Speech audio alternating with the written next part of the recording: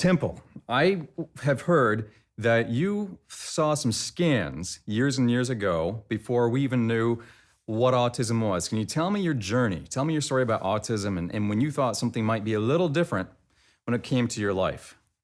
Well, I had no speech until age 4, got into Wow. really good early intervention. I was the weird kid that got bullied in high school. I was super good in art. And my mother always encouraged my art. And elementary school went pretty well. High school was a disaster with bullying and teasing.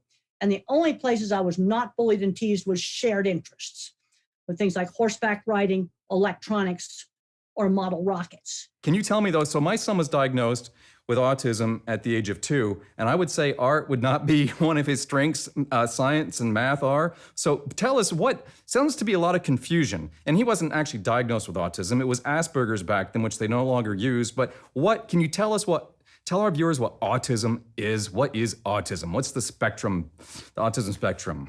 Basically, you either have speech delay and you're socially awkward, or no speech delay, be socially awkward, or you can have more severe autism where you never learn to talk.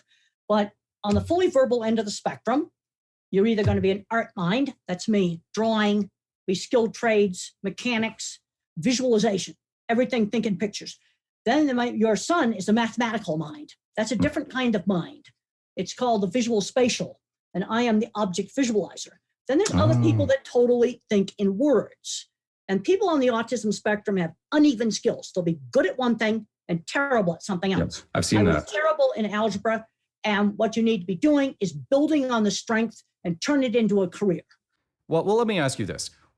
It seems to me that sometimes, from what I can hear, there are people, experts, who try to label autism as like a psychological disability or a mental health condition.